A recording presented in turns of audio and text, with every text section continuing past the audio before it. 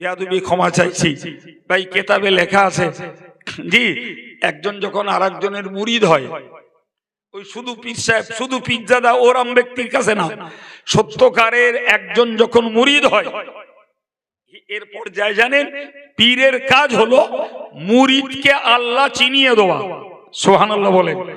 মারিফাতে ইলাহি, আল্লাহ পাকের পরিচিতি মুরিদের অন্তরে বদ্ধমূল করে দেওয়া পীরের কাজ।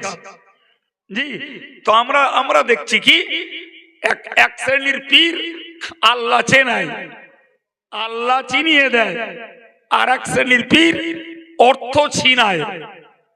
তাহলে কেউ আল্লাহ চিনায়, কেউ টাকা ছিনায়, দুটো এক, দুটো এক। প্রিয় ভাই আমার, তাহলে পীর ওলিদের কাজ হলো আল্লাহর মারিফাত মুরিদের অন্তরে হুব্বে রাসূল, হুব্বে ইলাহি তৈরি করে দেওয়া। সুবহানাল্লাহ। আর মুরিদের চেষ্টা থাকবে আমি এই মানুষটার সান্নিধ্যে এসেছি, আমার জীবনের ত্রুটি বিচ্যুতি সংশোধন করব, আমার হৃদয়ে আল্লাহর মহব্বত পয়দা করব, আমার হৃদয়ে রাসূলের মহব্বত পয়দা করব, আমার হৃদয় থেকে দুনিয়ার অতিরিক্ত মহব্বতটাকে ত্যাগ করে দেব, তবেই তো পীরের সান্নিধ্যে যাওয়ার আমার সার্থকতা। তো যদি ওই রকমটা করতে হয়, তো নিয়ম হলো মুরিদের পীরের কাছে হতে হবে মরা লাশের মতো। কি হতে হবে? জোরে বলেন। মরা লাশের গোসল দিতে গেলে ঠেলে মেলে উঠে কানের গোড়ায় দাবড়া দেয়।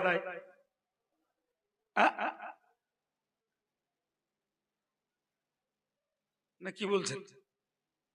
আমার ভাই তিনি 1250 টাকা দান করেছেন, আল্লাহ তার দানকে কবুল করুন, বলুন আমিন। কি বলেছি বাবু, মরা লোককে গোসল দিতে গেলে মরা মানুষটা ঠেলে উঠে যারা গোসল দেয় ওদের কানের গোড়ায় দাবড়া দেয়, তাই না? তাহলে কি করে? এক কথায় মরা মানুষ জীবন্তদের হাতের পুতুল, ঠিক না ভুল? যা করায় এদিকে ঘোরায় তাই, ওদিকে ঘোরায় তাই, পেটে চাপ দিচ্ছে তাই, মাথার দিকটা একটু উঁচু করে ধরছে নোংরা নিষ্কাশ করার জন্য তাই। এক কথায় জীবন্তের হাতের পুতুল হলো একটা মৃত লাশ। তো কিতাবে বলা হয়েছে তুমি যদি ইসলাহে কলব, ইসলাহে নফস এবং তুমি যদি তারাক্কিয়া আমাল, তোমার নফসের সংশোধন, তোমার কল্পের সংশোধন এবং তোমার আমলের উন্নতি ঘটাতে চাও, তাহলে তুমি পীরের কাছে একটা লাশের মতো হও। তিনি উঠতে বললে ওঠো, বসতে বললে বসো, দাঁড়াতে বললে দাঁড়াও, শুতে বললে শো। জি, তিনি নফল ইবাদত করতে বলে করো, তিনি জিকির করতে বলেন করো, তিনি যেতে বলে যাও, যেতে বলে না যেও না। কথা বুঝিয়েছি? জীবন্ত স্বাধীন শক্তিশালী থেকেও হতে হবে কিসের মতো? জোরে বলেন। বেয়াদবির মাপ চাইছি ভাই, এই জায়গাটায় দাঁড়িয়ে বলুন। আমি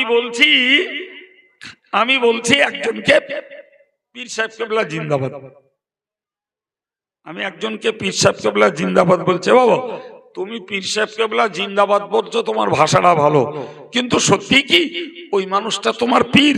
তুমি তোমার জীবনটাকে কি তার কাছে সঁপে দিতে পেরেছো? বলেন না, পারোনি না? বরং কি হয়েছে বলুন দিন? বরং ঘটনা ঘটেছে এরকম, একদম বাস্তবের কথা। এনাকে পীর সাহেব বলে জিন্দাবাদ দিচ্ছি, আর উনি এক রাজনীতি করেন, জি, আর আমি আর এক রাজনীতি করি। যেই পীর সাহেব আমার রাজনীতির এগেনস্টে, জি, তখন পীর সাহেবের ধুয়ে দিচ্ছি। আর ইনি আর এক পীর সাহেব, ওনার আর একজন ভক্ত আছে, তিনি ওনারে জিন্দাবাদ দিচ্ছে। উনি যে রাজনীতি করে, পীর সাহেব করে, মুরিদ করে আর এক রাজনীতি, উনি যখন তার উল্টো বলছে, এও তারে ধুয়ে দিচ্ছে। আচ্ছা এই কথাগুলো আমি কি বাংলাদেশ থেকে বই আনলুম? ইউটিউবে নেটে এ কথাগুলো সবাই দেখতে পায়, একটু বলবেন? এরা নাকে তেল মেরে ঘুমোয় মনে হচ্ছে। আছে না নাই? জি, অবাক কাণ্ড। আমি দেখি আর হাসি, হামলে হায় হায়, এও মুজাদ্দিদের আওলাদ, ও মুজাদ্দিদের আওলাদ। এ ওরে দেখছে জান্নাতে আর এই জাহান্নামে, আর ও এরে দেখছে জাহান্নামে। তাহলে জান্নাতে যাচ্ছে কেডা? কিচ্ছু বলে না।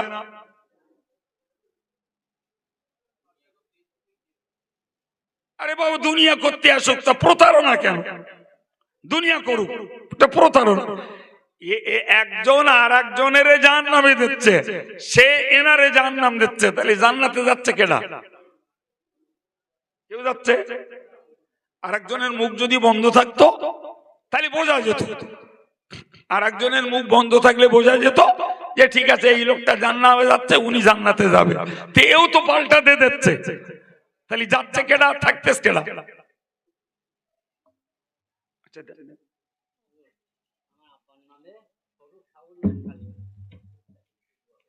আব্বার নামে,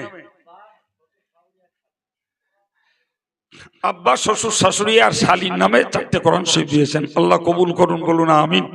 ভাই, তাহলে এ থেকে বুঝতে পারা যাচ্ছে এরা বলো পীরের হাতে লাশ হওয়া মুরিদ না, বল হ্যাঁ না বলেন? এরা পীরের হাতে লাশ হওয়া মুরিদ না, এরা ওই মুরিদ। হুজুর যদি আমার স্বার্থে আসে তাহলে আমি হুজুরের ভক্ত। নাউজুবিল্লাহ বলবেন না সুবহানাল্লাহ বলবেন? কি বলবেন বলেন? জি, মুসলমান ততক্ষণ মনে রাখা দরকার, লা ইউমিনু আহাদুকুম হাত্তা ইয়াকুনা হাওয়াহু তাবাআন লিমা জিতু বিহি। তুমি ততক্ষণ পর্যন্ত পূর্ণাঙ্গ ঈমানদার হতে পারবে না যতক্ষণ পর্যন্ত আমি মুহাম্মদুর রাসূলুল্লাহ সাল্লাল্লাহু আলাইহি ওয়াসাল্লাম আল্লাহ পাকের কাছ থেকে যে শরীয়ত নিয়ে এসেছি, এই শরীয়তটাকে তুমি পরিপূর্ণ অনুসরণ না করবে ততক্ষণ পর্যন্ত তুমি ঈমানদারি নও। কি বোঝা গেল বাবা? আমি রাসূল যে বিধান আল্লাহর কাছ থেকে নিয়ে এসেছি, এই বিধানের তাবেদারি তুমি যতক্ষণ না করবে ততক্ষণ। তাহলে পীর সাহেব আর পীরজাদা আর মুফতি আর মৌলানা আর মসজিদ ইমাম আর মডেল মাদ্রাসার শিক্ষক যেই হোক, যতক্ষণ কোরআন সুন্নাহর কথা বলবে, আমার স্বার্থের বিরুদ্ধে যাক, আমার দলের বিরুদ্ধে যাক, আমার উন্নতিতে আঘাত আসুক, কায় মনোবাক্যে যে মেনে নিতে পারবে ও ইমামেরও গোলাম হবে, পীরেরও গোলাম হবে, ও রসুলেরও গোলাম হবে, ও আল্লাহর হুকুমের গোলামি করবে। ঠিক না ভুল? কিন্তু যখনই মনে হবে আমাদের ইমাম সাহেবের কথাটা বড্ড টক টক মতো, অথচ হয়তো ইমাম সাহেবের কথার ধাঁচটা টক, কিন্তু হাদিসে সে তো তেঁতুল দিয়ে বলছে না। হাদিস তো হাদিসের জায়গায়, হাদিস যদি তোমার এগেইনস্টে চলে যায় আর দোষ হয় ইমাম সাহেবের কথা টক। জি ভাই, নিজামুদ্দিন সাহেবের কথাটা বড্ড কর্কশ, তো কর্কশ তো নিজামুদ্দিন সাহেব আলাদা করে বানায়নি, ওটা তার ভাষার পাড়নের দোষ, কিন্তু কোরআন আর হাদিসের জ্ঞানটা তো নিজামুদ্দিনের না। আব্দুল কাইয়ুমের কথাটা বড্ড তিতো, আব্দুল কাইয়ুম তো কথার মধ্যে উচ্চে বেটে দিয়ে বলছে না, বলছে তো কোরআন হাদিস। তুমি আগে তোমার মনকে ঠিক করো, মনকে ঠিক করো। নিজামুদ্দিন ব্যক্তি, আব্দুল কাইয়ুম ব্যক্তি, ইমাম সাহেব ব্যক্তি, তোমাকে প্রথমত মানতে হবে বিষয়, ব্যক্তি নয়। আগে তুমি বিষয়কে বিশ্বাস করো, এটা কোরআন, এটা সুন্নাহ, এটা ইজমা, এটা কিয়াস। ওটি আমার চলাচলের বিপক্ষে গেলে, আমার যদি বরদস্ত না হয়, তাহলে তো ভাই রোগ তো আলাদা জায়গায়। এর কথা কর, ওর কথা তিতো, ওর কথা বড্ড টেরা বেঁকা। দোষ তো ওরা না, দোষ তো হচ্ছে আসলে তোমার ভিতরের দোষ। তুমি তো মনেতে মানিয়ে নিতে পারছো না। এই কথা বলেন না কেন? তুমি মনের থেকে মেনে নিতে পারছো না। তো তুমি যখন মনের থেকে মেনে নিতে পারছো না, আমার নবী বললেন তুমি পূর্ণাঙ্গ ঈমানদারই নও। তাহলে বেকার কেন অযথা তুমি অন্যের নামে বিশুদ্ধার করছো? রসুলের ভাষায় তুমি ঈমানদার না, বিশুদ্ধার মওলানার নামে কেন, নিজামুদ্দিনের নামে কেন, ইমামের নামে কেন, পীর সাহেবের নামে কেন, মওলানা মুফতির নামে কেন? আগে তোমারটাকে সংশোধন করো, দেখবে সবাই তোমার কাছে ভালো। তুমি যখন নিজে সংশোধন করবে না, যখনই তোমার এগেনস্টে, তখনই তো তোমার কাছে সেটা গ্রহণ অযোগ্য, প্রত্যাখ্যাত। দোষ কোথাকার? নিজের স্বার্থের দোষ। কিসের দোষ? আমি আলোচনা শুরু করেছিলাম যে আমাদের ধর্মপথের বাধা দুশ্মন নফস, আর এক দুশ্মন শয়তান। শয়তানকে দেখতে পাই না, ডাইরেক্ট মোকাবেলা করব এরকম পরিস্থিতি নয়। কিন্তু এক কথায় তো বোঝা যায় বাবা, কোরআন সুন্নাহর কথা অনুযায়ী শয়তানকে দেখা যায় না, শয়তানের কাজগুলো তো দেখা যায় নাকি? জোরে বলেন তো। আল্লাহ বললেন ইন্নাশ শাইতানা লাকুম আদুউন ফাত্তাখিযুহু আদুওয়া। শয়তান তোমাদের প্রকৃত শত্রু, তোমরা ওই শয়তানটাকেই শত্রু রূপে গ্রহণ করো। শয়তানটাকেই শত্রু রূপে গ্রহণ করো। শত্রু তোমার শয়তান, অন্য কেউ না ভাই। তাহলে আমি শয়তানকে দেখতে পাই না, শয়তানকে চিনি না, কিন্তু শয়তানের কাজগুলো তো চিনি। আমার আল্লাহ বললেন আশ-শাইতানু ইয়াইদুকুমুল ফাকরা ওয়া ইয়ামুরুকুম বিল ফাহশা। শয়তান দরিদ্রতার ভয় দেখায় আর অশ্লীল গরহিত কাজের আদেশ করে। তাহলে যে কাজগুলো গরহিত, যে কাজগুলো অশ্লীল, ওইগুলো সামনে এলেই বুঝবো। ওইগুলোর প্রতি মন আমার যদি আন্দোলিত হয়, ওইগুলোর প্রতি যদি মন আকৃষ্ট হয়, তাহলে বুঝবো যে আমার অজ্ঞাতে অজান্তে অলক্ষ্যে শয়তান উৎসাহিত করছে কাজ করার জন্য। অতএব শয়তান যখন আমার শত্রু, ওর কথায় সমর্থন দিয়ে আমি ওর কাজ করতে রাজি নই। আলহামদুলিল্লাহ, আমার ধর্মজীবন রক্ষা পাবে না পাবে না? জোরে বলে। তাহলে আমি কি বুঝিয়েছি? নফসের কবল থেকে বাঁচতে গেলে যতটা পারা যায় খাওয়া কমাতে হবে। ওয়াজ প্রচুর শোনেন, তার মাঝখান থেকে আব্দুল কাইয়ুম এসে দুমদাম কিছু বলে যাবে, ব্যাপারটা এতটা স্বাভাবিক ভাবলে হবে না। তাহলে এই আলোচনার ভিতর থেকে আমাদেরকে কিছু নিতে হবে না, কি বলছেন? আমি কি বলতেছিলাম বলেন তো? আমরা ধার্মিক মাশাআল্লাহ, যারা ধর্মপথে তারা ধর্মপথেই আছে, যাদের পাট হলে যে অধর্ম পথে চলেছে তারা দোকানে ঘুরঘুর করছে। এই সত্যি না মিথ্যা? হ্যাঁ? তো আমরাই যারা ধর্মপথে আছি, আমরা আমাদের টেনশনটা ঠিক করি, আমাদের চিন্তাটাকে আমরা দূর করার চেষ্টা করি। আমি বলেছি আমরা নফস মরা মানুষ নই, আমাদের নফস জিন্দা। নফসেরও কাজ হলো মন্দ কাজের প্রতি আদেশ করা। আর আমি কোরআনের আয়াত পড়ে বলেছি শয়তানেরও কাজ হলো সমস্ত রকমের অশ্লীল এবং গর্হিত কাজের নির্দেশ দেওয়া। তাহলে বুঝতে পারছি নফস আর শয়তান দুটো প্যাক, দুটো প্যাক ভাই। শয়তানকে প্রতিহত করতে পারলে নফস দুর্বল হয়, আবার নফসকে প্রতিহত করতে পারলে শয়তান একাকী হয়ে যায়, ঠিক কি না? আর দুটো শক্তি যদি সমন্বয় ঘটে তখন আল্লাহর আবেদ বান্দার জন্য সেটা বিপদের কারণ হয়। তো আমি আপনাকে বোঝাচ্ছিলাম নফসকে স্বাভাবিকভাবে মারা যায় না। নফসকে মারার একটা পথ হলো কম খাওয়া, দ্বিতীয় পথ হলো কম ঘুমানো, তৃতীয় হলো কম কথা বলা, কি আকপিচ করে নেন, আর একটা হলো মানুষের সঙ্গে মেলামেশা কম করা। বুকে হাত দিয়ে বলুন তো, আমরা এই চারটার একটাও পারছি বলে মনে হয়? একটু ঝেড়ে বলুন, একটাও পাচ্ছি না। ইল্লা মাশাআল্লাহ, ব্যতিক্রম কেউ যদি নিভৃতে গোপনে সাধনা করেন আল্লাহ তাকে ফায়দা দেবেন। কিন্তু বাহ্যিক ভাবে আমরা যেটা উপলব্ধি করছি, চারটের একটাতেও আমরা সফল নই। কম খেলে আমাদের মন ভরে না, নাকি?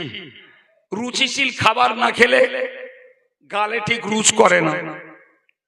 আবার ঘুম সাধ্য মতো না হলে আমাদের দেহের এনার্জি ফিরে আসে না। আর যদি আমরা একবার বকতে শুরু করি, একদম দুনিয়ার যা কিছু আছে কিচ্ছু বাদ দেয় না। রাজনীতি, সমাজনীতি, ব্যবসা নীতি, চাষ নীতি যা আছে সব একদম উজাড় করে ফেলি। চার দোকান তার বড় সেন্টার, মার্কেট গল্প গুজবের আর একটা আসর। কম মানুষ আছে যারা অপ্রয়োজনীয় কথা কম বলে। মনে রাখবেন, যারা যত কথা কম বলে তাদের মধ্যে আল্লাহ হিকমতের দরজা খুলে দেন। যারা যত কথা কম বলে তাদের কাছ থেকে তত জ্ঞানের কথা পাওয়া যায়। অপ্রয়োজনীয় কথা যত বেশি বলে তাদের কাছ থেকে সুস্থ পরামর্শ, গভীর কোনো জ্ঞান এবং যুক্তির কথা আপনি পাবেন না। কিন্তু আমাদের বদ অভ্যাস তৈরি হয়েছে, নিজেরাও যেমন গজর গজর গজর করে বকি, আর একজন যদি চিন্তার মানুষ হন, আর একজন যদি কম কথা বলার অভ্যাসের মানুষ হন, সে যদি কথা না বলে তখন মনে মনে খাবি এর খুব গরম হয়ে গেছে, একটু কথা বলছি তার কথাও বলে না। মানে আমি যেমন আর একজনকে তেমন পেতে চাই। কিন্তু জানেন, পীর ওলিরা আলাদা করে সাধনা করায়, আলাদা করে অনুশীলনী করতে হয় কম কথা বলার। কিছু ভাবছেন কি? কম কথা বলার জন্য তরিকতের সালেকদেরকে, তরিকতের পথের পথিকদেরকে আলাদা করে সাধনা করতে হয়। থোড়াই দেখেছেন? এমনি এরা মজ না, এরকম মজ না। তুমি প্রতিদিন আধা ঘন্টা করে মোরাকাবা করো, আধা ঘন্টা করে মোরাকাবা করো কথা কম বলার জন্য। কথা কম বলার জন্য। কথা যত কম বলবে কলবে তত নূর পয়দা হবে। কথা যত কম বলবে হিকমতের দরজা তত খুলবে। কথা যত কম বলবে তোমার জ্ঞান চক্ষু তত উন্মেলিত হবে। সুবহানাল্লাহ। ওই জায়গাটায় আমরা তো একেবারেই পিছিয়ে। আমরা বকাটা ভালোবাসি। আপনি বলবেন হুজুর আপনি বকছেন। ভাই আমি তো অনর্থক বকছি না, আমি তো বকছি দ্বীনের পক্ষে, আমি বকছি ইসলাহের পক্ষে, আমি বকছি হেদায়েতের পক্ষে, আমি বকছি আল্লাহর দ্বীনকে বোঝানোর জন্য, আমি বকছি আমাদের জীবনটাকে সংশোধনের পথ খুঁজবার জন্য। এর প্রত্যেকটা কথায় 1 দিরহাম করে দান করার সওয়াব রয়েছে। প্রিয় ভাই, তো আমি আপনাকে বোঝাতে চাইছিলাম যে নফস জব্দ হয় কম খাওয়ায়। আনুষঙ্গিক আরো 3টা কথা আপনাদেরকে বলেছি যে একজন আবেদ বান্দার জন্য এগুলি অত্যন্ত কল্যাণকর, উপকারের। যে যেমন কম কথা বলার অভ্যাস করব, তেমন আমরা কম খাওয়ার অভ্যাস করব, কম ঘুমানোর অভ্যাস করব। সব থেকে বড় কথা হলো অপ্রয়োজনীয় মানুষের সঙ্গে মেশামেশি কম করে দেব। সুনিশ্চিত বাবু, আপনি আমি যতই অকাজে বাইরে জড়িয়ে পড়ব, অনর্থক কিছু পাপ আমাদের জড়াবে। ঠিক কিনা বলেন? আমি অকাজে বাজারে বসে আছি, চোখ হারাম প্রদর্শনী দেখবে, তাতে গোনা। কান অকথা কুকথা শুনবে, তাতে গোনা। হয়তো নিজেও কোনো অনর্থক কথায় জড়িয়ে পড়ব, তাতে গোনা। আমার কাজ আছে, কাজ মিটিয়েছি, বাড়ি এসে বসে থাকলাম, নেকি সঞ্চয় না হোক, পাপ থেকে বাঁচা যাবে। ঠিক কিনা বলেন ভাই? বিশ্বাস করুন, আমাদের বাঙালি সমাজের বিশেষ করে অশিক্ষিত পরিবারগুলোর হাল, এরা সন্ধ্যাবেলা বাজারে যে এক কাপ চা খায় আর 2 ঘন্টা 2.5 ঘন্টা গল্প মেরে টহল দেদে বাড়ি আসে রাত 9টার সময়। ভুল বলছি মনে হচ্ছে? হ্যাঁ, এই লোকগুলো যদি কাজ সেরে, আচ্ছা একটা চা খেতে গেছেন, ঠিক আছে, কি আমি মজদুরি করি পয়সা নেবো, ঠিক আছে, কিংবা আমি মজদুর খাটিয়েছি তাদেরকে পয়সা দেবো, ঠিক আছে, আমি নিজে বাজার করব, ঠিক আছে, কাজ মিটান, চলে আসুন। বাড়ির অভিভাবকটা কিচ্ছু না করে যদি উনি বাড়ি এসে বসে থাকেন, আমার বিশ্বাস আমাদের এই সাধারণ পরিবারের ছেলে মেয়েগুলোর লেখাপড়াটা আর একটু ভালো হতো। কি বলেছি মাথায় ঢুকেছে কি? মাগুলো থাকে সংসারের কাজে, মায়েদের জ্বালা আছে। আর সাধারণভাবে বাচ্চারা মায়েদের তুলনায় আব্বার ভয় করে বেশি, ঠিক কিনা বলেন?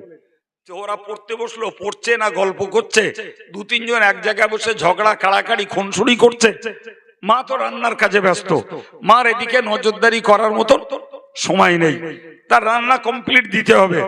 ভাই আব্বা যদি বাজারঘাট সেরে, কি এশার নামাজটা ছেড়ে, কি মাগরিবের নামাজটা সেরে ওই বাড়িটায় চুপ মেরে বসে থাকে, জি এই পুতুলের মতো বসে থাকলেও ওই বাচ্চাগুলোর পড়ার প্রতি মনোযোগ বাড়বে। বিশ্বাস হয় আমার কথা?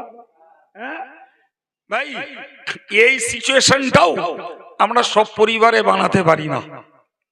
তো আর বলছি না, আমি আবার আপনাদেরকে রিমাইন্ডার দিচ্ছি, আমরা কম খাওয়া, কম ঘুমানো, কম কথা বলা আর অপ্রয়োজনে মানুষের সঙ্গে মেশামেশি কম করার যত চেষ্টা করব, ততই আমাদের কলব সাফ থাকবে, ততই ইবাদত আমলের প্রতি আমাদের মহাব্বতটা বাড়বে, ততই আল্লাহর প্রতি আমাদের প্রিয়তা আরো বেড়ে যাবে। সুবহানাল্লাহ। সম্মানিত ভাইরা আমার, আমি এর একটা বাস্তব উদাহরণ দিচ্ছি, মনে রাখুন ভাই। এই যে আমরা যে রোজা করি, রমজানের রোজা ফরজ, এর পরের গুরুত্বপূর্ণ রোজা আশুরার রোজা। তাছাড়া অনেকে আছেন যারা আরবি মাসে 13, 14, 15 রোজা করে, এ অভ্যস্ত মানুষও অনেকে আছেন, ভাইরাও আছেন, মায়েরাও আছেন। ভাই এই রোজার মধ্য দিয়ে নফস যত জব্দ হয়, অন্যভাবে নফসকে জব্দ করা খুব কঠিন। জানেন, বর্ণনায় এসছে আল্লাহ নফসকে তৈরি করলেন, করে বললেন, এই নফস বল তুই কে আর আমি কে।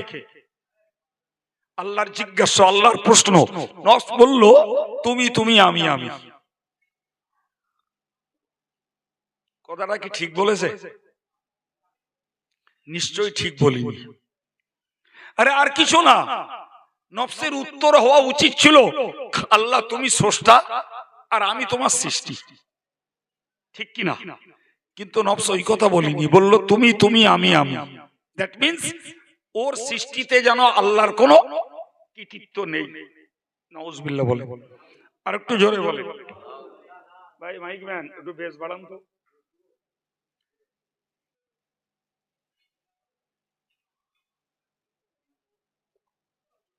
সম্মানিত ভাইরা, আরো বাড়ান। সম্মানিত ভাইরা, তো আল্লাহ বললেন ফেরেশতাদেরকে নফসের খানা বন্ধ করো। কি করতে বললেন? খাওয়া বন্ধ করো। একদিন খাওয়া বন্ধ করার পরে ফের নফসকে বললেন, নফস বল তুই কে আর আমি কে। তো সেদিনও বলল তুমি, আমি। বলে বাহ। ফের বললেন খাওয়া বন্ধ করো, তো আবার খাওয়া বন্ধ করে দিলেন। একদিন পরে আবার জিজ্ঞেস করলেন, বল তুই কে আর আমি কে। নফস আজও একই উত্তর দিল, তবে আওয়াজটা ক্ষীণ হয়ে গেছে। আওয়াজটা ক্ষীণ হয়ে গেছে। তৃতীয় দিনের দিনে আল্লাহ ফের খাওয়া বন্ধ করতে বললেন। খাওয়া বন্ধ করার পরে এবার জিজ্ঞাসা করলেন, বল নফস তুই কে আর আমি কে। নফস তখন বলল, আনতা খালিকি ওয়া আনা আবদুক। আল্লাহ আপনি আমার স্রষ্টা আর আমি আপনার নির্দেশিত হুকুমের গোলাম। প্রমাণ হলো কি? নফসের দৌরত্ব, নফসের বাঁদরামি, নফসের উচ্ছৃঙ্খলতা, নফসের অন্যায় আবদার সবকিছু প্রতিরোধ হয় পেটে যদি দানা পানি না থাকে। বলেন বলেন, পেটে যদি দানা পানি, জি প্রিয় ভাই আমার বলুন না, আমাদের অনেক যুবক ছেলেরা রোজা করে, তো এদের মধ্যে কিছু রোজাদার আছে যারা আগে থেকেই 5 ওয়াক্ত নামাজি, মাশাআল্লাহ তারা এমনি ধার্মিক, রমজান মাসেও ধর্মের প্রতি মনোযোগ বাড়ায়। আর কিছু রোজাদার আছে যারা সারা মাস নামাজ কালামের ধার পাশে ঘেঁষে না, জি রমজান মাসে শয়তান বাঁধা, ফলে ওদেরও মন চায় রোজা করতে, আর করেও। মনে করুন আষাঢ় মাসের বেলা রাত 3টে সেহরি শেষ আর 6:30 ইফতার, 15 সাড়ে 15 ঘন্টার ব্যবধান। জি এখন বলেন সন্ধ্যা 6টা বাজে, এখন আধ ঘন্টা ইফতারের বাকি। ওইরকম ছেলেদের ডেকে বলুন দিন চলে ইফতারের আধ ঘন্টা বাকি আছে, খানিকক্ষণ বল খেলে আসি। কথা বলেন, যাবে বলে মনে হয়? কেন গো, তুমি তো 1.5 ঘন্টা 2 ঘন্টা ধরে বল খেলার মাঠে ঝাঁপাও, চলো না একটু খেলে আসি। যাবে না কেন ভাই? এই যে অন্যায়ের প্রতি, উচ্ছৃঙ্খলতার প্রতি, চিত্ত বিনোদনের প্রতি ওর যে উৎসাহ, ওর যে উদ্দীপনা যোগায়, সেটা তো নফস যোগায়। সেই নফস এখন কাবু, সারাদিনের খাওয়া নেই, পানি নেই, জি ওর এখন খেলতে বললে এক কথা থাম দিন, খেলা দেখতেছে, ইফতারের সময়টা হোক, জগখানিক পানি খাবো, তারপরে কিছু খেয়ে তারপর দেখা যাবে কি করি। কেন বাবা? বাবু কথা বুঝছেন আমার? আমি একদম মনের কথা বলছি, জি। তাহলে নফস যত রকমের অন্যায়, অশ্লীল, গর্হিত কাজ রয়েছে, এই সবগুলো থেকেই ওর উদ্দীপনা, উৎসাহ বিরত হবে যখন ও ঠিক মতন খাবারের যোগান পাবে না। এই জন্যই তো আল্লাহ রোজার হুকুম দিলেন, সুবহানাল্লাহ বল। এই জন্যই কি দিয়েছেন আল্লাহ? রোজার হুকুম। বান্দা যদি রোজা করতে অভ্যস্ত হয় তাহলে এর নফসটা কন্ট্রোল থাকবে। আর একে যদি টাইম টু টাইম খাবারের যোগান দিয়ে জানো যায়, এ যা আবদার করবে সব যদি পূরণ করা যায়, তাহলে কোশ্চিন কালেও নফস মন্দ কাজের আদেশ করা থেকে পিছিয়ে আসবে না। বাপ, আপনি এখন ধর্মস্থলে, পরে এক সময় মসজিদে, আবার তো এই মানুষগুলো এক সময় কাজের ময়দানে, না কি বলছেন? হ্যাঁ, তাহলে আমরা ধার্মিক যখন নফসকে বসে থাকবে মনে হচ্ছে হ্যাঁ আমি ধর্ম করছি মানে নফস মার খাচ্ছে। জোরে বলেন সুবহানাল্লাহ। আপনি ধর্ম করছেন মানে শয়তান মার খাচ্ছে, জি। ও মার খেয়ে হসপিটালে যাবে না বাবু, ও আবার ঠেলে উঠবে। আপনি আমি 1 গুণ যদি নেকির কাজ করি তো নফস পুনরায় ওর শক্তি বিনিয়োগ করে 3 গুণ পাপের কাজ করানোর চেষ্টা করবে। এটা শয়তানের সাধারণ চরিত্র, নফসের সাধারণ চরিত্র। এ যখন 3 গুণ শক্তি প্রয়োগ করে পাপ করানোর চেষ্টা করে ব্যর্থ হবে, তখনও পিছু উঠবে। তার আগে নয়, তার আগে নয়। কখনো শুনে থাকবেন হযরত পীর জুনায়েদ বাগদাদী রহমাতুল্লাহ আলাইহি, তিনি স্বপ্ন দেখছিলেন, রাস্তা দিয়ে চলছেন, তার সামনে একটা ইঁদুরের মতো ছোট্ট বাচ্চা তার দিকে ফিকে মুখ করে দাঁড়িয়ে আছে। কথা বোঝা গেল? হযরত জুনায়েদ বাগদাদী দেখে দাঁড়িয়ে গেলেন, স্বপ্ন, দাঁড়িয়ে গেলেন। ওই ছোট্ট প্রাণীটাও নড়ে না, জুনায়েদ বাগদাদীও নড়ে না, এগোতে পারেন না। তো অনেকক্ষণ সময় যাওয়াতে জুনায়েদ বাগদাদি ওই ইঁদুরের মতো ছোট্ট প্রাণীর দিকে লক্ষ্য করে বললেন, যে তুমি কে? আমার পথ আগলে আমার দিকে ফিকে দাঁড়িয়ে আছো, কে তুমি? জি। তো এই কথাটা বলার আগে উনি একটা ছোট্ট পাথর দিয়ে ওকে মেরেছেন, আর মারতেই দেখছেন ছিল ইঁদুরের বাচ্চা, হয়েছে এক বড় হিংস্র ধরুন বাঘের বাচ্চা। ভয় লাগবে না? লাগবে না?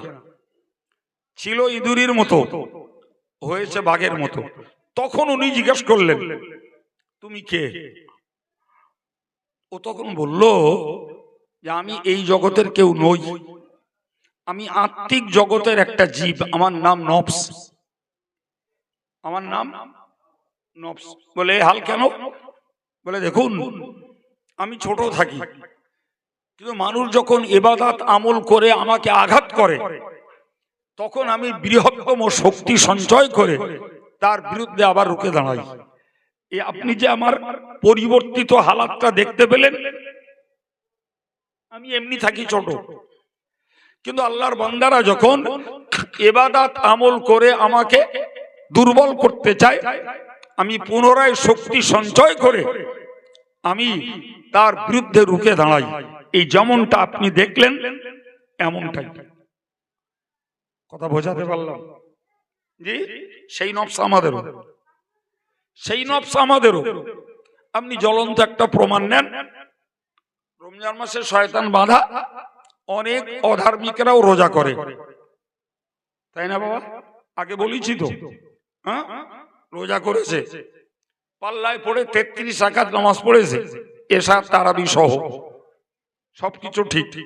চাঁদ উঠেছে, ঈদের চাঁদ উঠেছে, সারা রাত হই হই করেছে। আচ্ছা, যা করছিল করছিল।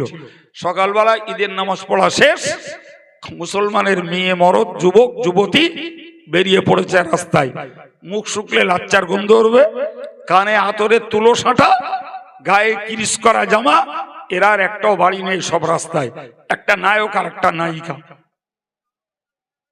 ভুল বললুম? খুব ভুল বললুম? হ্যাঁ, তুই কি করবি রে? তুই 30 দিন রোজা রেখে আর 30 দিন দু রাকাত করে নামাজ পড়ে করবিটা কি? কথা বুঝতে পারেননি? তুই সারা মাস যা করবি আমি একদিনে তা সব মাইনাস করে দেবো। পারবে না? পারবে না? জোরে বলে। আগে তো সিনেমা দেখতে মানুষকে সময় ব্যয় করতে হতো, সময় বার করতে হতো, পয়সা খরচ করতে হতো। জি ভাই, কষ্ট করতে হতো, বসিরহাটে যেতে হতো না, এদিকে মসলন্দপুর যেতে হতো। এখন আর সিনেমা দেখতে কোথাও যেতে হয়? খোঁজ করে দেখেছেন দেশে সিনেমা হল আর আছে? আছে? সিনেমা হল আর নেই, বন্ধ হয়ে গেছে। সিনেমা হল হাতের মুঠোয়, সিনেমা হল এখন পকেটে। জি, কত ধর্ম করবা গো? ধর্ম কত করবা? কোরআন কত পড়বা? কত আল্লাহ বিল্লাহ করবা? জি, ওই ওই দুটো অপশক্তি, ও দুটোকে প্রতিরোধ না করা পর্যন্ত আমাদের কিচ্ছু রক্ষে হবে না। বরং দেখা যাবে যতকে আয় ততকে ব্যয়, অথবা উল্টো বলা যায় আয়ের থেকেও ব্যয় বেশি। বুঝতে পারেননি কথা? কি বুঝেছেন ভাই? যদি কোনো ব্যক্তি আয়ের থেকেও ব্যয় বেশি করে, ঋণগ্রস্ত হবে না? হবে না? হবে তো। হ্যাঁ, তো আয়ের থেকে ব্যয় বেশি করলে ঋণগ্রস্ত হতে হবে। বুদ্ধিমান ওই লোকটা, যে লোকটা আয়ের ব্যয়ের তুলনায় আয় বেশি করে। না কি বলছেন? আরো ভাঙা বাংলায় বুঝুন, ভাঙা বাংলায় বুঝুন। আমার ফ্যামিলিতে 10 জন লোক, আমি উপার্জনশীল মেম্বার। তাহলে আমাকে উপার্জন করে এদেরকে চালাতে হবে। তাহলে এদের 4টে পরিষেবা আমায় দিতে হবে: খাওয়া, পড়া, স্বাস্থ্য, শিক্ষা। এগুলো দিয়ে যেতেই হবে, না হবে না? জোরে বলেন। তাহলে রানিং এর খাওয়া, পড়া, স্বাস্থ্য, শিক্ষা, এই 4টে পরিষেবা দেওয়ার পরে যদি কিছু স্টক করতে পারি, তবে ঘর বাড়ি, তবে 2 কাঠা জমি কেনা, তবে গাড়ি চাপা, তবে বাবুগিরি। কথা বলে না?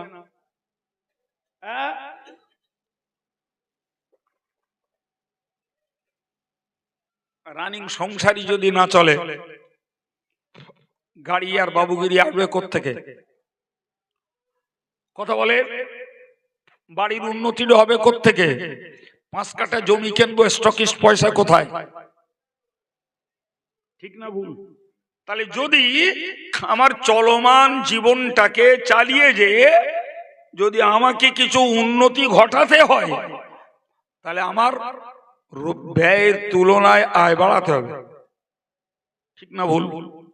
প্রিয় ভাই আমার, খুব শান্ত মাথায় বুঝুন, সব হলো আয়, গোনা হলো ব্যয়। সব গোনা, ব্যয়। তাহলে আমাকে ভাবতে হবে যে আমি কতটা আয় করছি আর আমার ব্যয় কতটা হয়ে যাচ্ছে।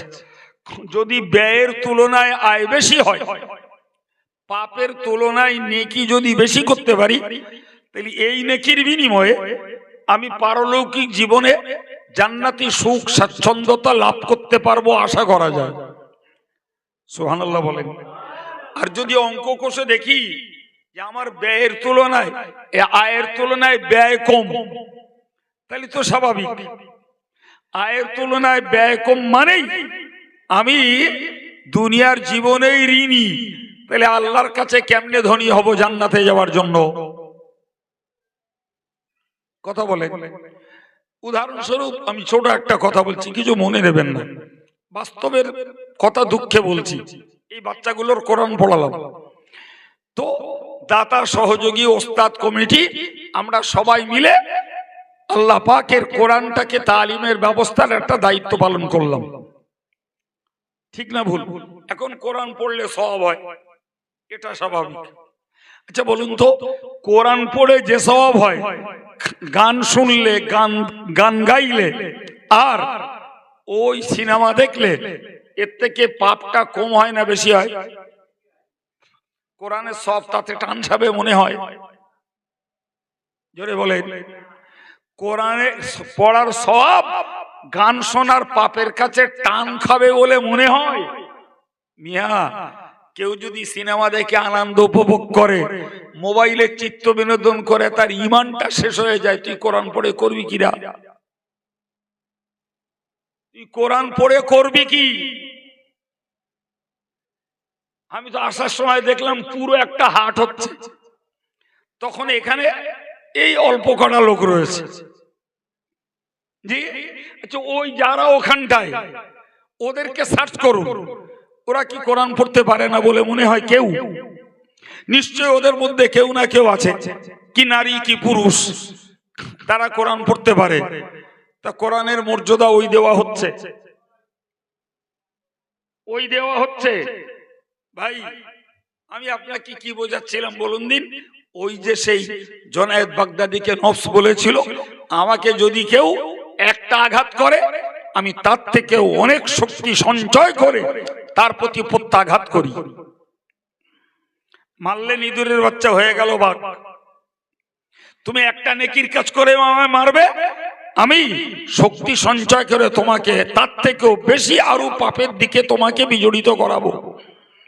প্রিয় ভাইরা আমার, সুতরাং প্রত্যেকটা দিনদার ধার্মিক আল্লাহওয়ালা যারা, আমাদের ভিতরে টেনশন আছেই বাবু, তাহলে আমাদেরকে চিন্তা নিতে হবে, আমাদেরকে চিন্তা নিতে হবে যে আমার নফসটাকে জব্দ করে রাখা দরকার। কিসে জব্দ হয় বলেছে বাবা? খাওয়া কমালে। জি, এখন যতটা খাওয়া কমালি নফস জব্দ হবে, আমরা তো ততটা পাচ্ছি না, নাকি পাচ্ছি? জি পাচ্ছি না। ভাই কেউ সারাদিন রোজা রেখে এক ঢোক পানি খেয়ে ইফতার করতেন, কেউ একটা ছোলা খেয়ে ইফতার করতেন, কেউ একটা ছোলা খেয়ে সেহরি করতেন। জি, রাসূলের জামানায় সাহাবায়ে কেরামেরা একটা খোরমা খেয়ে ইফতার হয়ে যেত। আমাদের অবস্থা, মানে ইফতার খালি ভাত খাতি হচ্ছে না তা না, অন্য মাসে যা খাইনে, খেতে পাইনে বা খেতে চাইনে, রোজার মাসে ইচ্ছা করে সেগুলো জোগাড় করি। তারপরে নফস দেখছে তোরা সারা বছর রোজা রাখ, আমার কোনো টেনশন নেই, সন্ধ্যেবেলা এরকম দিবি, কোনো ব্যাপার নেই।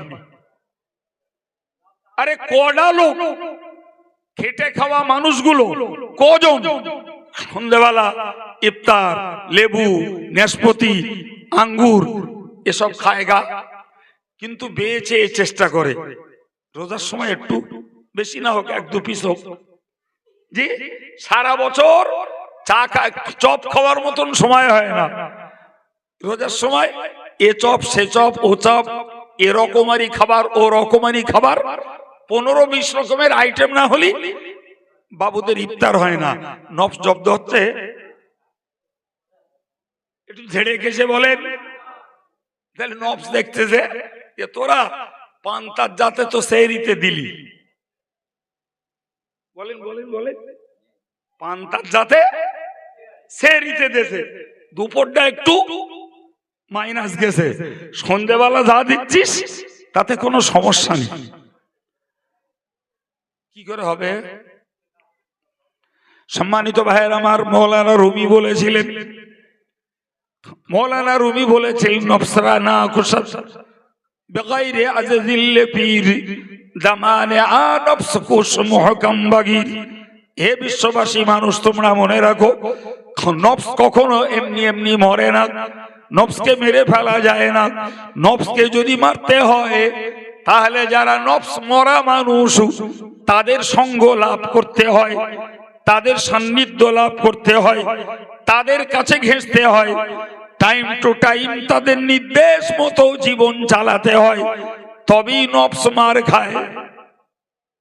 সুবহানাল্লাহ বলেন। জগৎ বরেণ্য সাধক, বিশ্ব বরেণ্য আলেমে দ্বীন হযরত মাওলানা রুমি, তিনি তার কিতাবে কথা লিখেছেন মসনবী শরীফে। আপনি জানেন মসনবী শরীফ এমন একটা কিতাব যাকে বলা হয় ফার্সি ভাষার কোরআন। কি বলা হয় বলেছি বলুন দিন? ফার্সি ভাষার, তার মানে আল্লাহর পাঠানো কোরআন যে গুরুত্বের, ফার্সি ভাষায় মসনবী শরীফটা ওই পর্যায়ের গুরুত্বের। কি আছে তাতে? মানুষ করার ঔষধ দেওয়া আছে, মানুষ বানানোর প্রক্রিয়া বলা আছে, আল্লাহ প্রেমিক সাধকদের সাধনার পদ্ধতি শেখানো আছে। তো সেই বইতে বলা আছে যে নফস কখনো এমনি এমনি মরে না, যতক্ষণ পর্যন্ত কোন পীরের ছত্র ছায়, কোন নফস মরা মানুষের ছত্র ছায়ায় না যাওয়া হয়। প্রিয় ভাই আমার, আজকের ওই জায়গাটাও আমাদের বিরাট বড় ঘাটতি। তাহলে এইদিকে না পাচ্ছি কম খেতি, আর ওদিকে না আছে আমাদের কোন পীরেরদের সঙ্গে সঙ্গ লাভ। আমি তখন আসছিলাম, কে একটা বলছিলেন এখানে যে বসে হুজুর দাদা হুজুরের কাছে মুরিদ হয়েছেন, কি দাদা হুজুর সুফি ফতেহ আলী ওয়াইসি হুজুরের কাছে মুরিদ হয়েছেন। প্রিয় ভাই, আমি ও কথা বিস্তার করে বলতে সময় পাবো না, জ্ঞানও নেই, আর অত শারীরিক শক্তিও নেই। জি, আপনারা যথেষ্ট জ্ঞানী মানুষ। আমি এ পর্যন্ত আপনাকে দুটো জিনিস তুলে ধরেছি। একটি হলো, আমরা যতই ধর্ম করতে যাই আমাদের পথের বাধা রয়েছে নফস আর শয়তান। জি, সে নফসের কাজ হলো সবসময় মন্দ কাজের প্রতি আদেশ করা। একে জব্দ করা যাবে কম খেতে দিলে, সেখানে আমরা ফেলিওর। আমরা কম খাওয়ার পক্ষে নেই, কম খাওয়ার পক্ষে নই। দেশের কথায় বলতে হয়, পেট ভরে তা নজর ভরে না। পেট যদি ভরেও যায় তো দেখলে আরেকটা খেতে ইচ্ছা হয়, কথা বলে। আর ওদিকে আমরা কোন পীরের কাছে বায়াত নয়, কোন পীরের সঙ্গে আমাদের কোনো চ্যানেল জোড়া নেই। এমনি পীর সাহেব কেবলা জিন্দাবাদ, পীরজাদা জিন্দাবাদ, এ স্লোগানে আমাদের ভক্তি বিরাট, কাজের ভক্তির লোকের অভাব, কথা বলে। আমরা তো মহব্বত দেখাই ব্যানারে আর স্লোগান, কিসে কিসি, এই জোরে বলে। আমাদের মহব্বত ব্যানারে আর স্লোগান। ভুল বললুম মনে হচ্ছে, বলেন না, মানে একটু ঝেঁকে ঝুঁকে বলেন।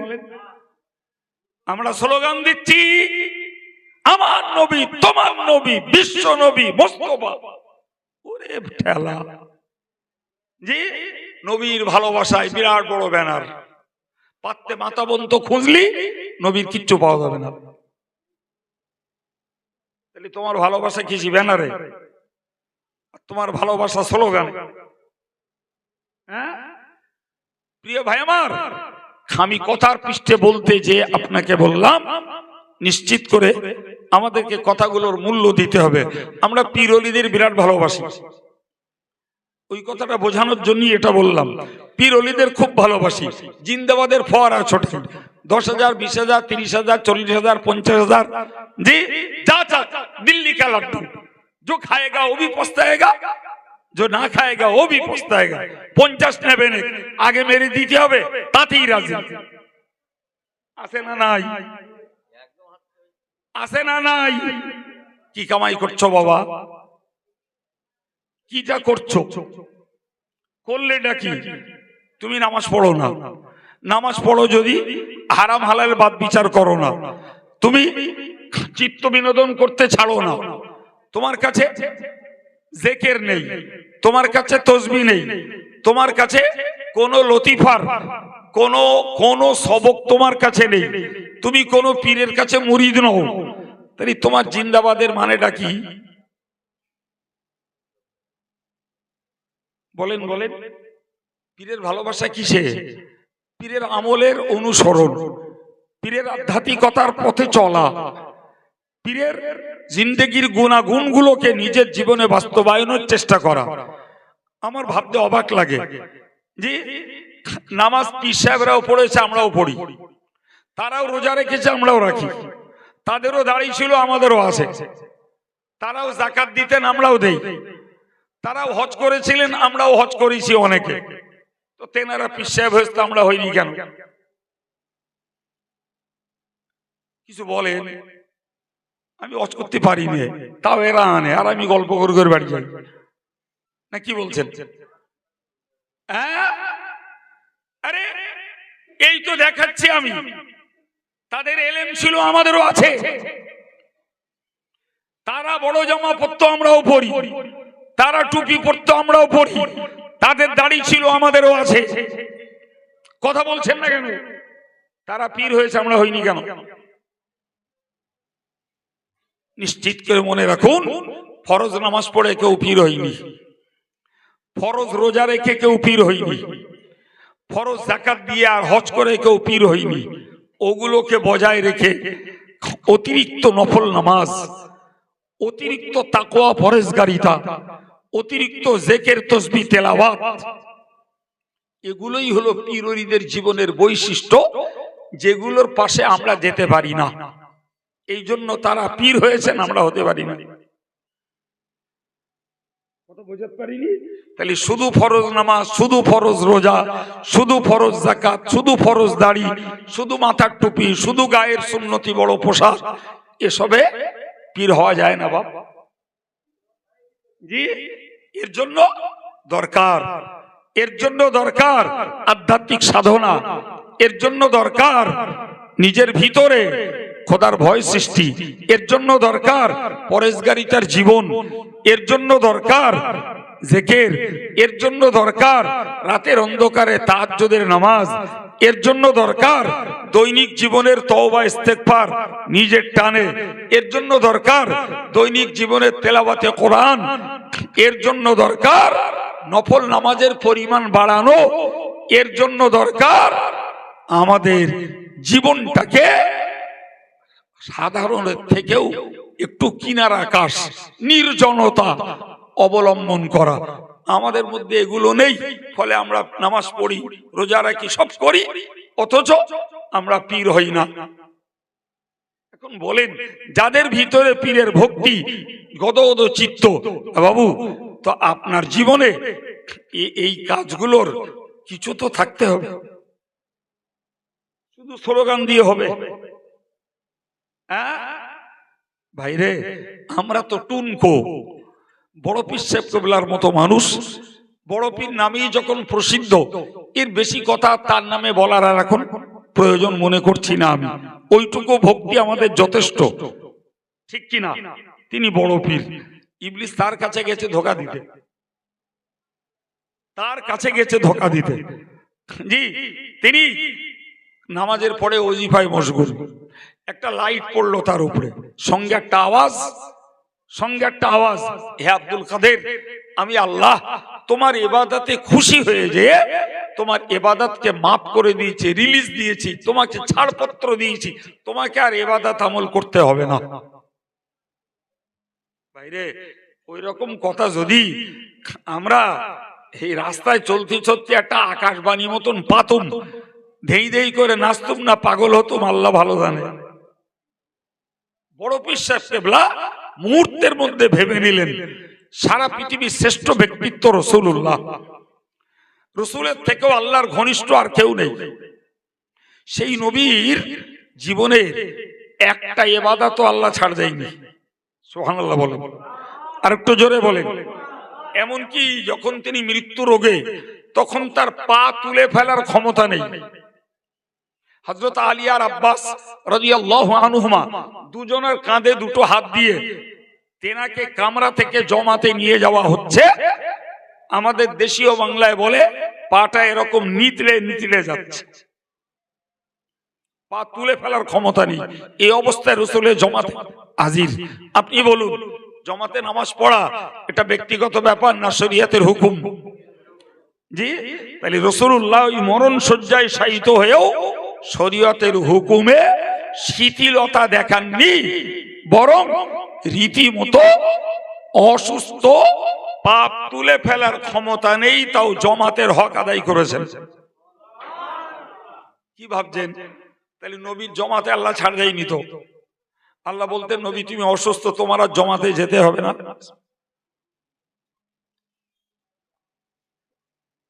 কথা বোঝা গেল? তাহলে কি বুঝলেন বলেন তো? কি বুঝলেন? যিনি যত বড় মুফতি, মাওলানা, পীর সাহেব, পীরজাদা, হুজুর সাহেব যিনি হন না কেন, উবুদু রাব্বাকা হাত্তা ইয়াতিয়াকাল ইয়াকিন, তোমার মৃত্যু আসা পর্যন্ত তুমি তোমার রবের ইবাদত করো। একটু জবান খুলে বলেন। আমার আল্লাহ নবীকে নির্দেশ দিলেন, উবুদু রাব্বাকা হাত্তা ইয়াতিয়াকাল ইয়াকিন, ও আমার নবী তুমি তোমার রবের ইবাদত করো মৃত্যু আসা পর্যন্ত। ওই নবীর জন্য যে নির্দেশ, তাম বিশ্ব মুসলমানের জন্য সেই নির্দেশ। দুনিয়ার কাজ কিছুদিন করে বাদ দেওয়া যায় না? একদম চাষ করতে করতে বাদ দিলুম, ব্যবসায় ঢুকে গেলুম, ব্যবসা করতে করতে বাদ দিলুম, দিয়ে নিজে আর একটা কোম্পানিতে চাকরি ঢুকে গেলুম, রাজনীতি করতে করতে বাদ দিলুম, দিয়ে আমি আর রাজনীতি করলুম না। দুনিয়ার যে কোনো কাজ করতে করতে ছেড়ে দেওয়া আল্লাহর ইবাদত। যতক্ষণ হায়াতে আর যতক্ষণ সজ্ঞানে, ততক্ষণ ইবাদত ছাড় নেই বাপ। আপনি ভাবতে পারছেন রাসূলুল্লাহ তখন একদম অন্তিম অবস্থা, খুব খুব অসুস্থ, কখন হায়াত যাবে জানেন না, কিন্তু করুণ সময়।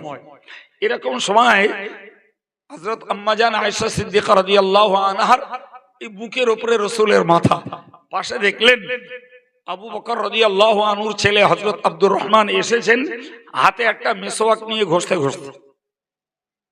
কোথায়? ওইখানে আরো সাহাবীরা আছেন, উনি একটা মিসওয়াক নিয়ে ঘষতে ঘষতে ওখানটায় গেছেন। সহিহ বুখারীর বর্ণনা এসেছেন, রাসূলুল্লাহ আম্মা জান আয়েশাকে ইশারা করে বললেন যে ওই মিসওয়াকটা আমাকে একটু দাও, আমি একটু মিসওয়াক করব। সুবহানাল্লাহ, একটু মন খুলে বলেন, একটু আবেগ তৈরি হোক। আম্মা জান আয়েশা ভাইয়ের কাছ থেকে, নিজের ভাই তো আব্দুর রহমান, ভাইয়ের কাছ থেকে মিসওয়াকটা নিলেন, নিয়ে যে দিকটা উনি মাত দিলেন ওই দিকটা বাদ দিয়ে আরেকটা দিকে চিবিয়ে রাসূলুল্লাহকে দিলেন। সুবহানাল্লাহ, রাসূলুল্লাহর জীবনের একেবারে জীবনের শেষ মুহূর্তের আমল হলো মিসওয়াক করে ইন্তেকাল করা। ওই মিসওয়াক হাত থেকে পড়েছে, রাসূল ইন্তেকাল করেছেন।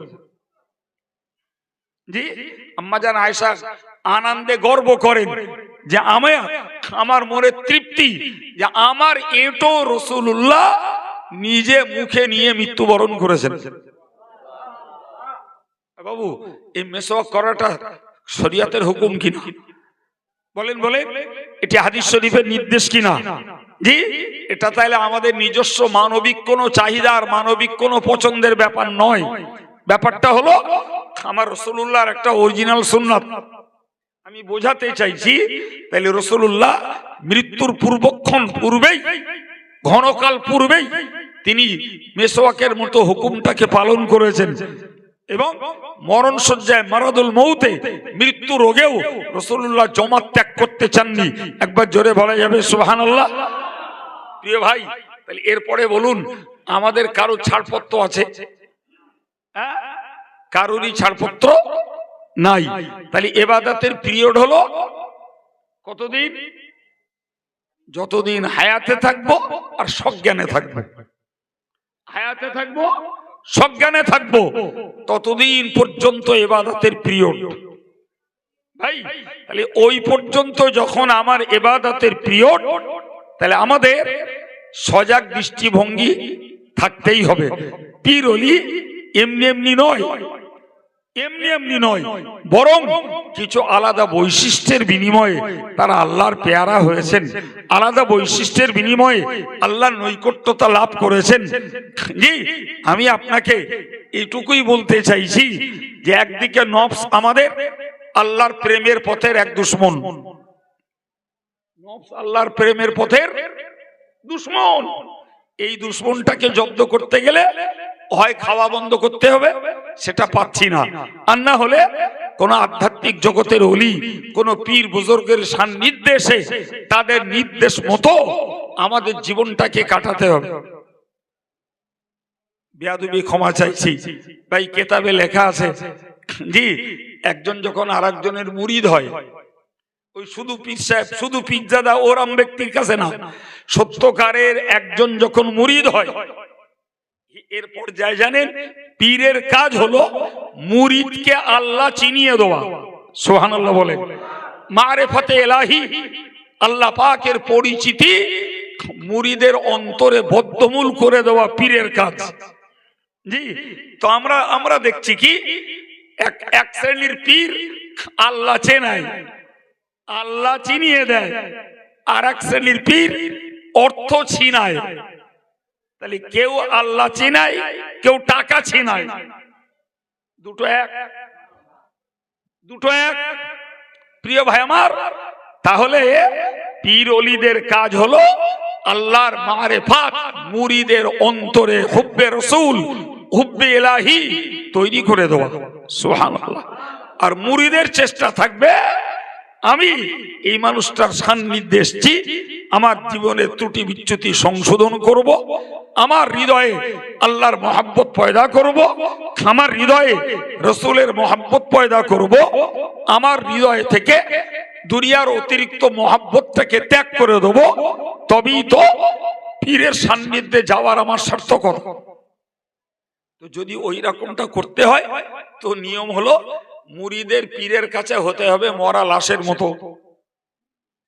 কি হতে হবে? জোরে বলেন। মরা লাশের গোসল দিতে গেলে ঠেলে মেলে উঠে কানের গোড়ায় দাবড়া দেয়।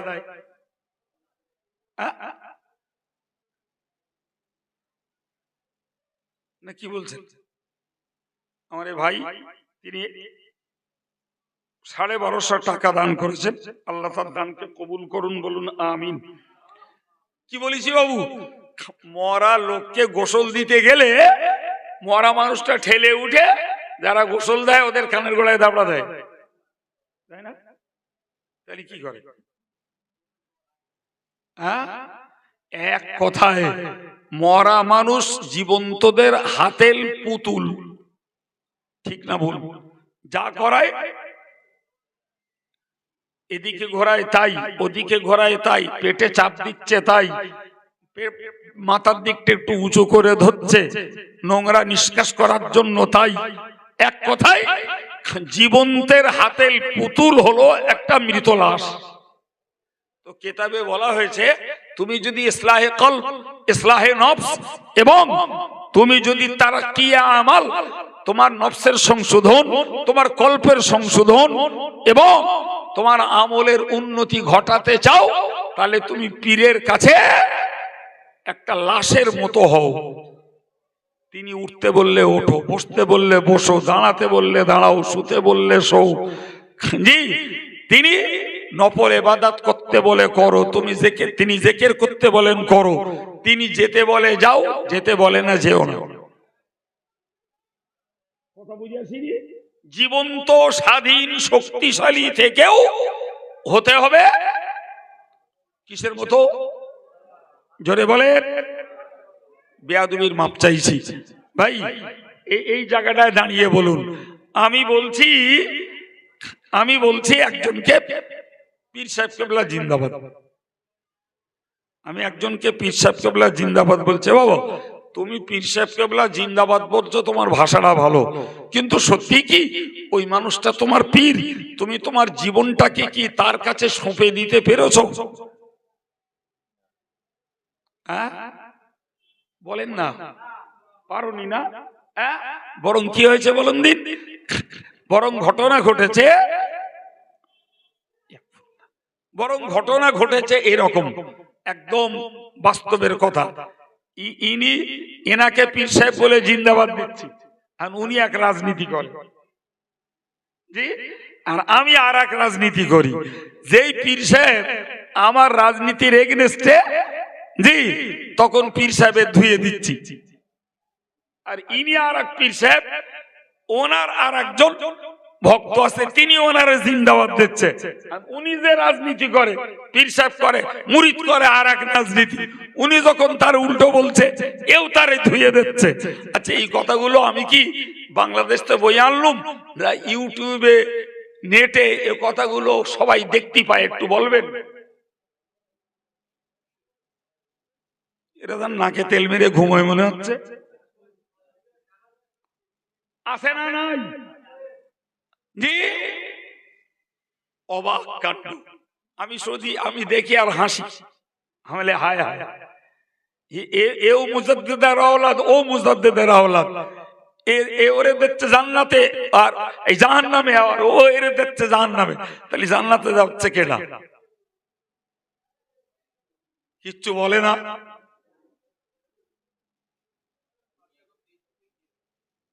আরে বাবু, দুনিয়া করতে আসুক, তা প্রতারণা কেন? দুনিয়া করুক, প্রতারণা। একজন আর একজনের জাহান্নামে দিচ্ছে, সে এনারে জাহান্নাম দিচ্ছে, তাহলে জান্নাতে যাচ্ছে কেডা? কেউ যাচ্ছে? আর একজনের মুখ যদি বন্ধ থাকতো তাহলে বোঝা যেত, আর একজনের মুখ বন্ধ থাকলে বোঝা যেত যে ঠিক আছে, এই লোকটা জান্নাতে যাচ্ছে, উনি জান্নাতে যাবে। তেও তো পাল্টাতে দিচ্ছে, তাহলে যাচ্ছে কেডা, থাকতেছে কেডা?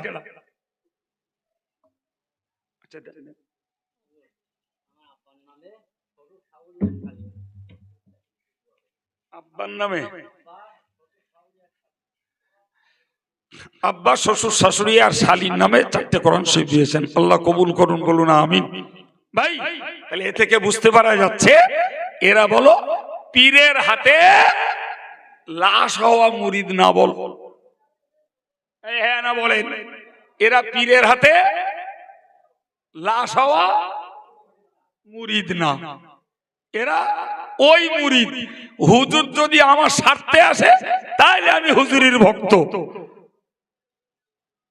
নাউজুবিল্লাহ বলবেন না সুবহানাল্লাহ বলবেন? কি বলবেন বলেন? জি, মুসলমান ততক্ষণ মনে রাখা দরকার, লা ইউমিনু আহাদুকুম হাত্তা ইয়াকুনা হাওয়াহু তাবাআন লিমা জিতু বিহি। তুমি ততক্ষণ পর্যন্ত পূর্ণাঙ্গ ঈমানদার হতে পারবে না যতক্ষণ পর্যন্ত আমি মুহাম্মদুর রাসূলুল্লাহ সাল্লাল্লাহু আলাইহি ওয়াসাল্লাম আল্লাহ পাকের কাছ থেকে যে শরীয়ত নিয়ে এসেছি, এই শরীয়তটাকে তুমি পরিপূর্ণ অনুসরণ না করবে ততক্ষণ পর্যন্ত তুমি ঈমানদারি নও। কি বোঝা গেল বাবা? আমি রাসূল যে বিধান আল্লাহর কাছ থেকে নিয়ে এসেছি, এই বিধানের তাবেদারি তুমি যতক্ষণ না করবে ততক্ষণ। তাহলে পীর সাহেব আর পীরজাদা আর মুফতি আর মৌলানা আর মসজিদ ইমাম আর মডেল মাদ্রাসার শিক্ষক যেই হোক, যতক্ষণ কোরআন সুন্নাহর কথা বলবে, আমার স্বার্থের বিরুদ্ধে যাক, আমার দলের বিরুদ্ধে যাক, আমার উন্নতিতে আঘাত আসুক, কায় মনোবাক্যে যে মেনে নিতে পারবে ও ইমামেরও গোলাম হবে, পীরেরও গোলাম হবে, ও রসুলেরও গোলাম হবে, ও আল্লাহর হুকুমের গোলামি করবে। ঠিক না ভুল? কিন্তু যখনই মনে হবে আমাদের ইমাম সাহেবের কথাটা বড্ড টক টক মতো, অথচ হয়তো ইমাম সাহেবের কথার ধাঁচটা টক, কিন্তু হাদিসে সে তো তেঁতুল দিয়ে বলছে না। হাদিস তো হাদিসের জায়গায়, হাদিস যদি তোমার এগেনস্টে চলে যায় আর দোষ হয় ইমাম সাহেবের কথা টক। জি ভাই, নিজামুদ্দিন সাহেবের কথাটা বড্ড কর্কশ, তো কর্কশ তো নিজামুদ্দিন সাহেব আলাদা করে বানায়নি, ওটা তার ভাষার পাড়নের দোষ, কিন্তু কোরআন আর হাদিসের জ্ঞানটা তো নিজামুদ্দিনের না। আব্দুল কাইয়ুমের কথাটা বড্ড তিতো, আব্দুল কাইয়ুম তো কথার মধ্যে উচ্চে বেটে দিয়ে বলছে না, বলছে তো কোরআন হাদিস। তুমি আগে তোমার মনকে ঠিক করো, মনকে ঠিক করো। নিজামুদ্দিন ব্যক্তি, আব্দুল কাইয়ুম ব্যক্তি, ইমাম সাহেব ব্যক্তি, তোমাকে প্রথমত মানতে হবে বিষয়, ব্যক্তি নয়। আগে তুমি বিষয়কে বিশ্বাস করো, এটা কোরআন, এটা সুন্নাহ, এটা ইজমা, এটা কিয়াস। ওটি আমার চলাচলের বিপক্ষে গেলে, আমার যদি বরদস্ত না হয়, তাহলে তো ভাই রোগ তো আলাদা জায়গায়। এর কথা কর, ওর কথা তিতো, ওর কথা বড্ড টেরা বেঁকা। দোষ তো ওরা না, দোষ তো হচ্ছে আসলে তোমার ভিতরের দোষ। তুমি তো মনের তে মানিয়ে নিতে পারছো না। কথা বলেন না কেন? তুমি মনের থেকে মেনে নিতে পারছো না। তো তুমি যখন মনের থেকে মেনে নিতে পারছো না, আমার নবী বললেন তুমি পূর্ণাঙ্গ ইমানদারি নও। তাহলে বেকার কেন অযথা তুমি অন্যের নামে বিশুদ্ধার করছো? রসুলের ভাষায় তুমি ইমানদার না, বিশুদ্ধার মৌলানার নামে কেন, নিজামুদ্দিনের নামে কেন, ইমামের নামে কেন, পীর সাহেবের নামে কেন, মৌলানা মুফতির নামে কেন? আগে তোমারটাকে সংশোধন করো, দেখবে সবাই তোমার কাছে ভালো। তুমি যখন নিজে সংশোধন করবে না, যখনই তোমার এগেনস্টে, তখনই তো তোমার কাছে সেটা গ্রহণ অযোগ্য, প্রত্যাখ্যাত। দোষ কোথাকার? নিজের স্বার্থের দোষ। কিসের দোষ? আমি আলোচনা শুরু করেছিলাম যে আমাদের ধর্মপথের বাধা দুশ্মন নফস, আর এক দুশ্মন শয়তান। শয়তানকে দেখতে পাই না, ডাইরেক্ট মোকাবেলা করব এরকম পরিস্থিতি নয়, কিন্তু এক কথায় তো বোঝা যায় বাবা, কোরআন সুন্নাহর কথা অনুযায়ী শয়তানকে দেখা যায় না, শয়তানের কাজগুলো তো দেখা যায় নাকি? জোরে বলেন তো। আল্লাহ বললেন ইন্নাশ শাইতানা লাকুম আদুউন ফাত্তাখিযুহু আদুওয়া।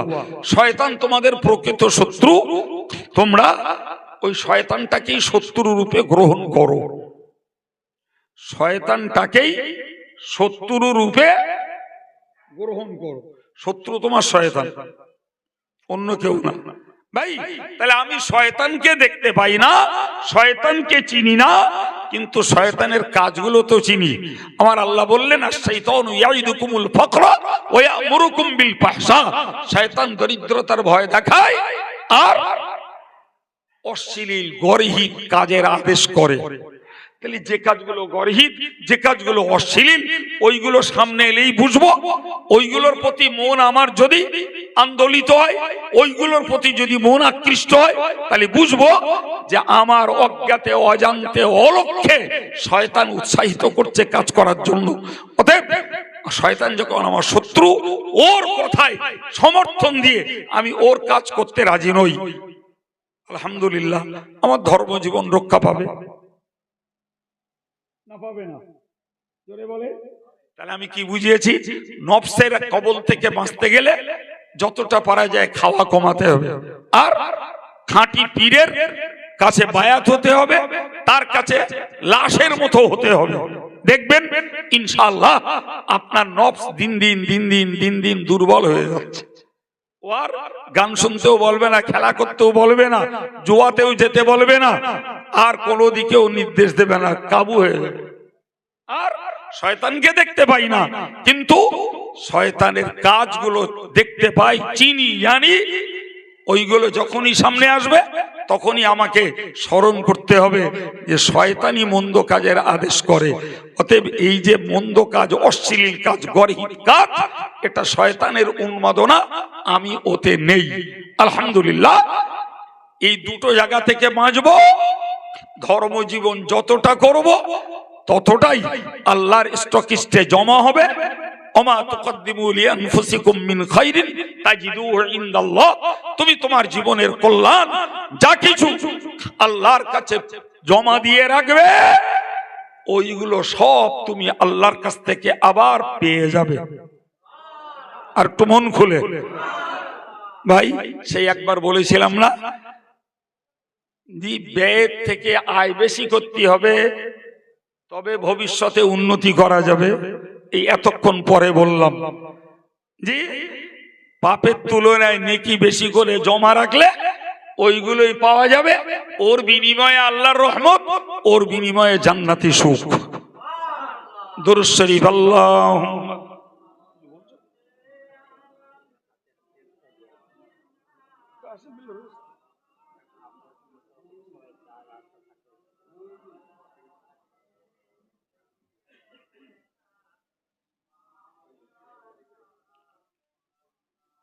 সম্মানিত ভাইরা,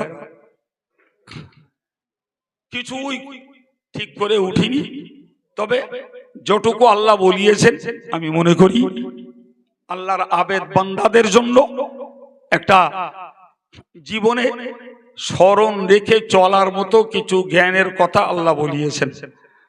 দোয়া করুন আমার আলোচনার উপরে আল্লাহ আমাকে কায়েম রাখেন। আমি দোয়া করি আমার মুরব্বীরা, ভাইরা যারা কায়েম আছেন, আমৃত্যু আল্লাহ বজায় রাখার তৌফিক দেন, বলুন আমিন। যারা আমরা আমাদের জীবনে কায়েম করতে পারিনি, তারা চেষ্টা করি, তাহলে আমরাই লাভবান হব। সম্মানিত ভাইরা, আমি আসার পরে আমার শ্রদ্ধাভাজন মৌলানা মুফতি নিজামুদ্দিন সাহেব, তিনি আপনাদের কাছে আবেগ ভরা কণ্ঠে কথা বলে কয়েকজনের কাছ থেকে 1000 টাকা, কয়েকজনের কাছ থেকে 500 টাকা পেয়েছি। আমি আজকের আলাদা করে প্রতিশ্রুতি নেব এ সময় আমার নেই। আমাদের আশেক বিল্লাহ সাহেব রয়েছেন, জি, উনি ভালো কালেকশন করতে পারেন, উনি পরবর্তীকালে আপনাদের থেকে প্রতিশ্রুতি নেবেন ইনশাল্লাহ। আমি এই মুহূর্তে আপনাদের কাছে একটু দাবি করছি, যদি দিল মন চায় 200, 500, 100, 20, 50 একটু আমার হাতে হাতে যদি নগদ দেন, ওইটুকু পাওয়ার আশা রাখছি আপনাদের কাছে। ঠান্ডা বাইরে যাই থাক, এর মধ্যে ঠান্ডা খুব একটা বোধ হচ্ছে না। একটু উঠুন, 200 টাকা দেবেন, 500 টাকা দেবেন, 100 টাকা দেবেন, 20 টাকা দেবেন, 50 টাকা দেবেন। যুবকেরা, মুরব্বীরা, ভাইরা, যদি মায়েরাও কোথাও বসে থাকেন, এরপরে আশেক বিল্লাহ সাহেবের ওয়াজ শুনবেন এবং পরিশেষে